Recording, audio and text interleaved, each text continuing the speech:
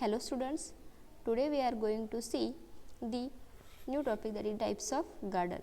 In previous lecture we learned about the different types of garden, that is kitchen garden, market garden and truck garden. In today's lecture we learn about the vegetable forcing. So let's see the vegetable forcing. In this type the production of the vegetables in this type, the growing of the vegetables out of their normal season is called as vegetable forcing. So student, it is the definition of vegetable forcing. म्हणजेच growing of the vegetables out of their normal season, की जेणेकरून त्या vegetables growing आपण करणार आहे, पण त्यांच्या regular सीझनच्या व्यतिरिक्त वेगळ्या सीझनमध्ये आपण त्यांचं ग्रोइंग करतो, त्यावेळेस त्याला आपण व्हेजिटेबल फोर्सिंग म्हणतो. म्हणजे एखाद्या व्हेजिटेबल्सला आपण फोर्स करतो to grow the another season. So the most common forcing structures are glass houses, and the vegetables commonly grow under these structures are tomato and cucumber. So there are the different vegetable forcing structures. The structures are called as glass houses. For example, greenhouse, polyhouse, nursery. So these are the different vegetable forcing structures, and the vegetables commonly grow under this structures are tomato and cucumber. बऱ्याच वेळा tomato आणि cucumber आपण त्यांच्या regular सीझनला न घेता आपण out of dear normal सीझनपेक्षा दुसऱ्या सीझनला आपण तो घेण्याचा प्रयत्न करतो, त्यावेळेस तो आपण आउटसाईडला घेऊ शकत नाही. At that time we can cultivate these crops in glass houses और poly houses. So these are mostly used during in winter season in the temperate regions. Crops like cucumber and tomato cannot be grown outside during the cooler months as they are required throughout the year and they are grown under the protection. म्हणजेच आपण कोकुंबर असेल किंवा tomato असेल किंवा सिमला मिर्च असेल, यासारखे vegetables आपण कूलर टेम्परेचरला किंवा at the high cool temperature, अगदी खूप थंडीच्या वातावरणात ते आपण कल्टिवेट करू शकत नाही आउटसाईडला, तर त्यावेळेस आपण ते या फोर्सिंग स्ट्रक्चर्समध्ये कल्टिवेट करू शकतो. Because they required throughout the year, कारण त्यांची वर्षभर आपल्याला डिमांड असते. So in India this type of gardens has very little chance to develop, and sometimes for an early produce seedlings of crops like tomato, brinjal are forced to germinate in the small protected structures. म्हणजे इंडियामध्ये हे vegetables किंवा हे types of vegetables जास्त प्रमाणात develop झालेले नाही आहेत, पण नाऊअडेज त्यांची आता डेव्हलप होण्यासाठी सुरुवात झालेली. तर नाऊअडेज आपण ते त्यांच्यामध्ये टोमॅटो, ब्रिंजलसारखे सुद्धा क्रॉप्स कल्टिवेट करू शकतो इन स्मॉल प्रोटेक्टेड स्ट्रक्चर्स. समोर तुम्हाला पिक्चरमध्ये दिसत आहे की व्हेजिटेबल फोर्सिंग आपण कसं करतो. म्हणजे हे आपण पॉलीहाऊसमध्ये ग्रीन केलेलं आहे. मिरची असेल किंवा सिमला मिरची असेल किंवा ब्रिंजल असेल, टोमॅटो असेल, या प्रकारचे आपण व्हेजिटेबल्स आपण फोर्सिंग स्ट्रक्चर्समध्ये म्हणजेच ग्लास हाऊसमध्ये कल्टिवेट करू शकतो. So this is all about the vegetable forcing. या पिक्चर्समध्ये तुम्हाला ग्लास हाऊसमध्ये व्हेजिटेबल्स कल्टिवेट केलेले दिसत आहेत. Then again these are the different pictures of glass houses or poly houses. You can see there are the different pictures of poly houses and glass houses, greenhouses, and in these greenhouses there are the different vegetables can be grown easily. So next type is the vegetable garden for processing. So in this type the vegetables are grown for the processing only. This type of gardens are developed around the vegetables processing factories. म्हणजे हे काही जे vegetables आपण grow करत असतो, तर ते आपल्या शेजारच्या आसपासच्या जी काही प्रोसेसिंग इंडस्ट्रीज असतील किंवा फॅक्टरीज असतील, तर त्याच्या आसपासच्या आवारात आपण हे व्हेजिटेबल्स ग्रो करत असतो. And these gardens are responsible to supply the vegetables regularly to the processing factory. म्हणजेच याच्यामध्ये आपण हे जे व्हेजिटेबल्स आपण ग्रो करत असतो, तर ते व्हेजिटेबल्स आपण डायरेक्ट प्रोसेसिंग इंडस्ट्रीला आपण देत असतो. म्हणजे कोणत्याही प्रकारचं हार्वेस्टिंग आपले फार्मर्स किंवा लेबर्स करत नाही, तर त्या फॅक्टरीमधले जे काही लेबर्स असतील तर त्यांच्याकडून ते हार्वेस्टिंग त्यांचं केलं जातं आणि हे पूर्णपणे त्यांचा जो प्लॉट असतो तो त्या प्रोसेसिंग फॅक्टरीजला दिलेला असतो. त्यामुळं त्यांच्यावरती हे डिपेंड असतं त्यांचे ते हार्वेस्टिंग करण्याचे टाईम आणि पद्धत. So to the processing factories, and these industries or factories has not well developed in our country, but nowadays the good indications to develop these industries. म्हणजेच आपल्या इंडियामध्ये हा टाईप ऑफ व्हेजिटेबल गार्डन चांगल्या प्रकारे develop झालेला नाही आहे, पण आता कुठेतरी सुरुवात झाली की त्याच्यामध्ये little chance to grow for these vegetables. म्हणजे अगदी चांगल्या प्रकारे हा टाईप्स ग्रो करण्यासाठी डेव्हलपमेंट सुरू झालेली आहे. So these gardens specialized in growing only few vegetables in bulk.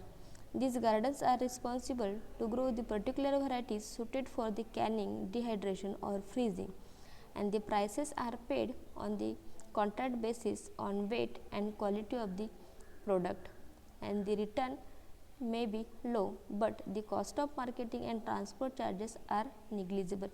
म्हणजेच या गार्डन्समध्ये आपण जे काही व्हेजिटेबल्स ग्रो करतो किंवा जे फार्मर्स व्हेजिटेबल्स ग्रो करत असतात ते व्हेजिटेबल्स पूर्णपणे ग्रो होत आल्यानंतर किंवा त्यांची डेव्हलपमेंट पूर्ण झाल्यानंतर जी काही ज्या फॅक्टरीजला आपण हे व्हेजिटेबल्स गार्डन त्यांचं प्रोडक्शन देणार आहोत तर ते फॅक्टरीज येऊन किंवा त्या फॅक्टरीचे जे काही लेबर्स असतील तर ते येऊन त्यांचं हार्वेस्टिंग करतात. ते हार्वेस्टिंग केल्यानंतर ट्रान्सपोर्टेशनचा जो काही खर्च असेल ते सगळा ती फॅक्टरीज बघत असते. त्यामुळे आपल्याला त्यांच्यामध्ये मिडलमॅनची किंवा ट्रान्सपोर्टेशन चार्जेसची किंवा विकण्याचे कोणतेही चार्जेस आपल्याला लागत नाही. तर ती जे काही फॅक्टरीज असेल तो काही जो चार्ज ठरवेल तर त्या चार्जला आपल्याला किंवा त्या प्राईजला आपल्याला ते व्हेजिटेबल्स त्यांना द्यावे लागतात, मार्केटिंग करावं लागतं. याच्यामध्ये आपल्याला एक असा फायदा होऊ शकतो की आपल्या आसपास जे काही प्रोसेसिंग इंडस्ट्रीज आहेत तर त्यांना आपण हा डायरेक्ट प्लॉट दिल्यामुळे त्या शेतकऱ्याला त्यांचं हार्वेस्टिंग करणं, त्यांचं ट्रान्सपोर्टेशन करणं याचा खर्च होत नाही. ती फॅक्टरी स्वतः येऊन किंवा ते फॅक्टरीचे लेबर स्वतः येऊन ते काम त्याचं पाहत असतात. त्याच्यामुळे शेतकऱ्यांना एक चांगल्या प्रकारे हा फायदा होऊ शकतो. आत्तापर्यंत हे गार्डन्स डेव्हलप झालेले नव्हते कारण आपल्याकडे प्रोसेसिंग इंडस्ट्रीज फार कमी होत्या, पण नावडेज आता प्रोसेसिंग इंडस्ट्री डेव्हलप झालेल्या आहेत. त्याच्यामुळे ह्या गार्डन्सकडे आता चांगल्या प्रकारे बघितलं जातं. आणि ह्या प्रोसेसिंग इंडस्ट्रीजमध्ये वेगवेगळे व्हेजिटेबल्सपासून वेगवेगळे पदार्थ किंवा बाय प्रोडक्ट्स तयार केले जातात. आणि त्याचबरोबर याच्यामध्ये अशा व्हरायटीजच डेव्हलप केल्या जातात की ज्या व्हरायटीज कॅनिंग, डिहायड्रेशन और फ्रीजिंगसाठी सुटेड असतात. म्हणजे प्रोसेसिंग करण्यासाठी कोणत्या व्हरायटी सुटेड असतील किंवा त्या व्हरायटीचं प्रोसेसिंग केल्यानंतर ते हवाबंद डब्यामध्ये व्यवस्थित राहू शकतं का, डिहायड्रेशन व्यवस्थित होऊ शकतं का, तर अशा व्हरायटीज डेव्हलप केल्या जातात. And the return may be low, but the cost of marketing and transport charges are negligible. म्हणजे त्यातून जो काही निव्वळ फायदा म्हणतो आपण किंवा नेट रिटर्न म्हणतो तो आपल्याला कमी मिळू शकतो, परंतु त्याच्यामधून सुद्धा आपल्या ट्रान्सपोर्ट चार्जेस आणि मार्केटिंगचा जो चार्ज असतो तो निग्लिजिबल असतो. म्हणजे तो चार्ज आपल्याला कोणत्याही प्रकारे फार्मर्सला द्यावा लागत नाही. So this is all about the vegetable garden for processing. In this picture you can see the vegetable processing plants. याच्यामध्ये जे काही व्हेजिटेबल प्रोसेसिंग आपण करतोय तर त्याच्यामध्ये डिफरंट व्हेजिटेबल्समध्ये प्रोसेसिंग करून बाय प्रोडक्ट्स तयार केले जातात. This is the picture of vegetable garden for processing. याचा जो काही पूर्ण मेंटेनन्स असेल, खर्च असेल तो सगळं ती फॅक्टरीज किंवा इंडस्ट्रीज पाहत असते. So then next topic is the vegetable garden for seed production. So this is the third type of vegetable gardens. Vegetable garden for seed production. In this garden we have to grow the vegetables for only the seed production. म्हणजे बाकीच्या गार्डन्समध्ये किंवा बाकीच्या आपण vegetable गार्डनमध्ये आपण असं पाहिलं की ते व्हेजिटेबल्स आपण ग्रो करत असतो ना, आफ्टर दॅट त्यांचं हार्वेस्टिंग करून ते आपण विक्रीसाठी पाठवत असतो. पण ह्या व्हेजिटेबल्समध्ये आपण ते व्हेजिटेबल्स ग्रो करतो पण कोणत्याही प्रकारची विक्री त्यांच्यामध्ये होत नाही. तर ते व्हेजिटेबल्स फक्त सीड प्रोडक्शनसाठी ग्रो केले जातात. म्हणजे त्यांच्यापासून आपल्याला सीड्स ऑब्टेन करायचे असतात. So there is the seed is very important part. म्हणजे बी हा सगळ्यात महत्त्वाचा पार्ट असतो प्लांटिंगसाठी, की त्याच्यापासून नवीन रोप किंवा नवीन सीडलिंग उगवत असतं. So first let's see the definition of seed. A young plant packed ready to start growing when required. सीडची डेफिनेशन आपण अशी करू शकतो, a young plant packed ready to start, म्हणजेच एखादं नवीन प्लांट की जे पॅक केलेलं आहे आणि after that it is ready to growing, it is start to growing but when required. ज्यावेळेस आपण त्याला soil and climatic conditions provide करू त्यावेळेस किंवा at that time it can be grow easily, तर त्याला आपण सीड असं म्हणतो. So good seed is the base of successful vegetable cultivation.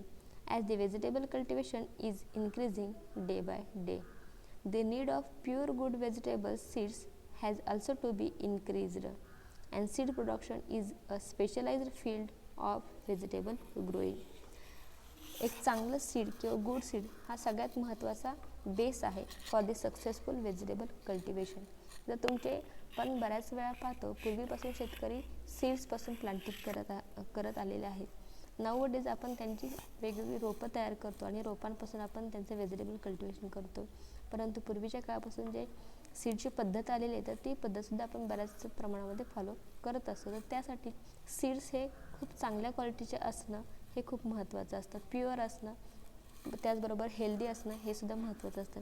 जर त्या सीडमध्ये जन्मताच एखादा सीड पॉर्न डिसीज असेल तर त्या डिसीजमुळे त्या प्लांटला पुढे चांगल्या प्रकारे डेव्हलपमेंट होऊ शकत नाही आणि त्यांच्यापासून चांगल्या प्रकारे प्रोडक्शनसुद्धा मिळू शकत नाही.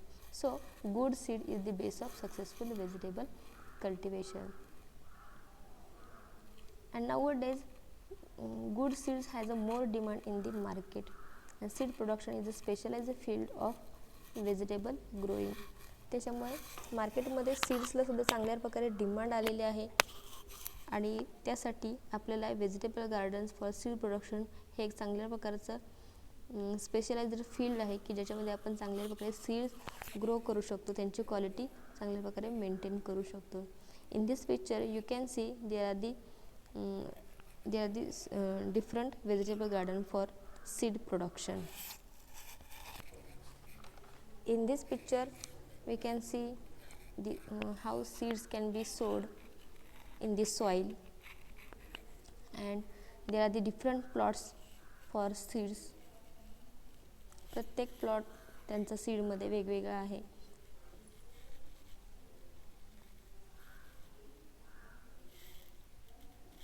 ज्यावेळेस आपण सीड प्लांटिंग करत असतो तर त्यावेळेस वेगवेगळी व्हरायटीसुद्धा त्यांच्यामध्ये मेंटेन केली जाते किंवा वेगवेगळे क्रॉप्स मेंटेन केले जातात. तर त्यावेळेस त्यांच्यामध्ये क्रॉस पॉलिनेशन होऊ नये म्हणून त्यांच्यामध्ये जे काही त्यांचे सीड प्लॉट आहेत ते पूर्णपणे एकमेकांपासून अलग असतात, त्यांच्यामध्ये अंतर ठेवलं जातं.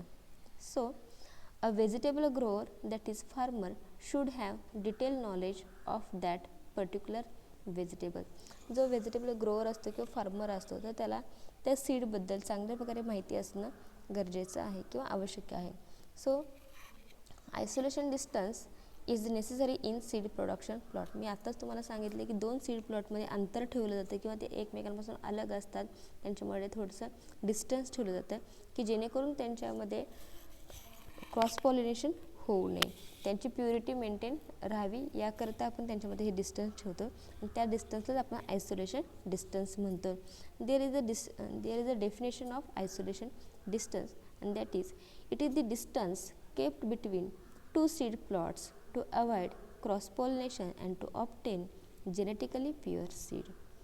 म्हणजे हे जे आपण डिस्टन्स त्यांच्यामध्ये ठेवत असतो 2 प्लॉटमध्ये 2 सीड प्लॉट्समध्ये, तर ते डिस्टन्स अशा करता ठेवत असतो की त्यांच्यामध्ये क्रॉस पॉलिनेशन होता कामा नये किंवा to obtain genetically pure seed, त्यांच्यापासून त्यांच्या पॅरेंट्सपासून आहे तसे कॅरेक्टर्स त्या न्यू प्रोजेनीमध्ये आले पाहिजेत. कोणत्याही प्रकारचं क्रॉस पॉलिनेशन त्यांच्यामध्ये होता कामा नये. Cross pollination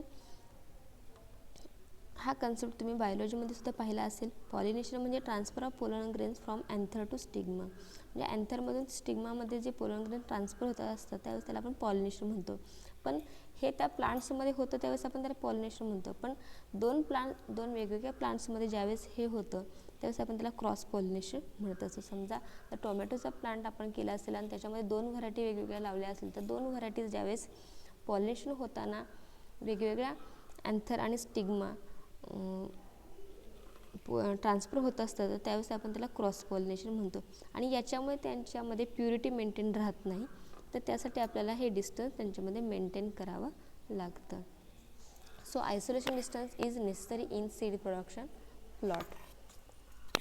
then India has a various climatic conditions extending from temperate Himalayas to tropical south. म्हणजे इंडियामध्ये आपल्या वेगवेगळ्या व्हेरियस क्लायमॅटिक कंडिशन्स आपल्याला पाहायला मिळतात, अगदी टेम्परेट हिमालयापासून ते साऊथपर्यंत. They are the different climatic conditions. Cool temperature आहे, ह्युमिड आणि हॉट क्लायमॅटिक कंडिशन्स आपल्याकडे आहेत, hot and dry climatic conditions आपल्याकडे पाहायला इंडियामध्ये मिळतात. त्याचबरोबर all the vegetable seeds can be profitably grow here and has a bright scope also. And to meet the seed demand of the state government organization, National Seed Corporation and various private companies are producing seeds. म्हणजेच आपल्या इंडियामध्ये वेगवेगळ्या climatic conditions available आहेत आणि ह्या वेगवेगळ्या climatic कंडिशन्समध्ये आपण vegetables चांगल्या प्रकारे ग्रो करू शकतो. आणि vegetables can be grow in any type of climatic conditions. And there is a more bright scope for these seeds. So that's why to meet the seed demand of the state government organization. मग ह्या state government organisation सीडची demand आपल्याला complete करण्यासाठी त्यांच्यामध्ये national seed corporation आहेत, various private companies आहेत की जे seeds produce करत असतात. तर यांच्यामुळे आपण ही जी काही सीडची डिमांड आहे ते आपण कंप्लीट करू शकतो. And so that's why there is a more and good scope for these vegetables, that is the vegetable garden for seed production. कारण की ज्या प्रकारे आपण रोपं लावत असतो प्लांटिंगसाठी, तर त्याचबरोबर आपल्याला सीड्ससुद्धा आपण बऱ्याच वेळा प्लांटिंगसाठी यूज करत असतो.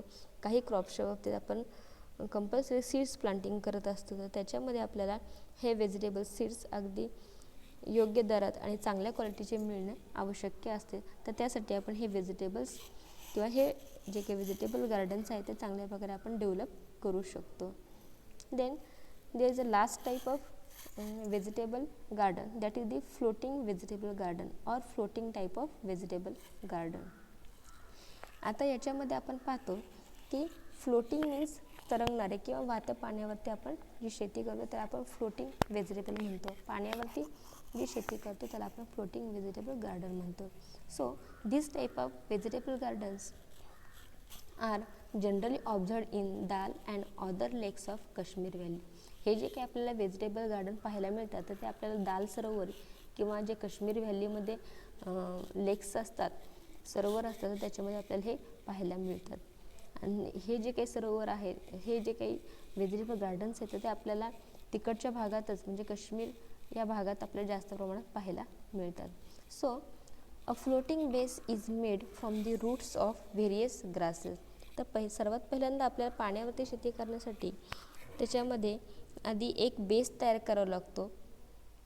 हे जो आपण रूट्सपासून किंवा ग्रासपासून various grasses of roots various ग्रासेसपासून आपण त्यांच्या रूट्सपासून आपण हे फ्लोटिंग बेस आधी तयार करत असतो. आफ्टर दॅट इथं आपण पाहतोय की they are the some pictures of floating type of gardens. याच्यामध्ये तुम्हाला पाहायला मिळते की वेगवेगळ्या तळ्यांमध्ये ही व्हेजिटेबलची शेती केलेली आहे. वेगवेगळे व्हेजिटेबल गार्डन्स आपल्याला त्याच्यामध्ये पाहायला मिळतात.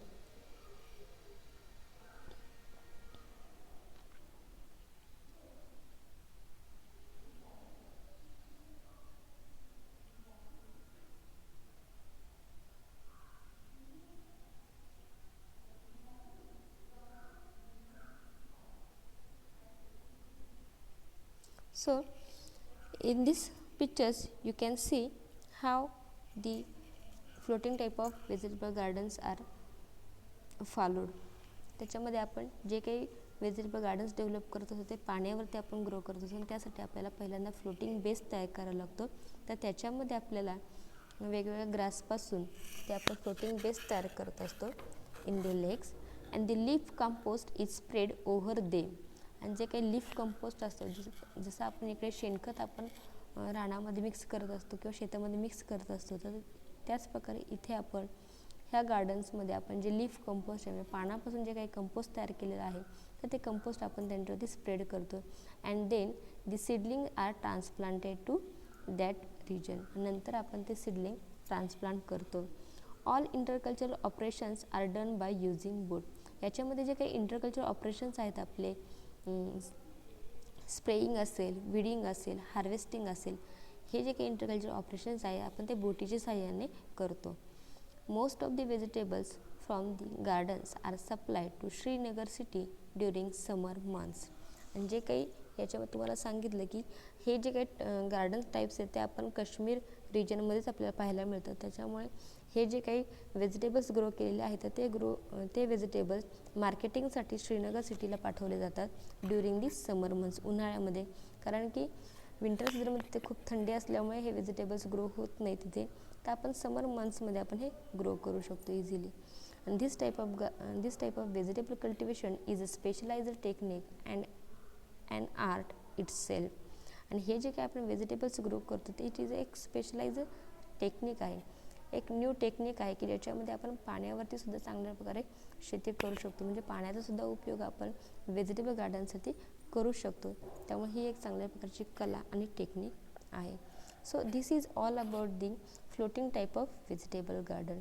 So these are the all vegetable garden types. In this lecture we learn about the vegetable garden, that is vegetable forcing, after that vegetable garden for processing, and then next type vegetable garden for seed production, and last type that is floating vegetable garden.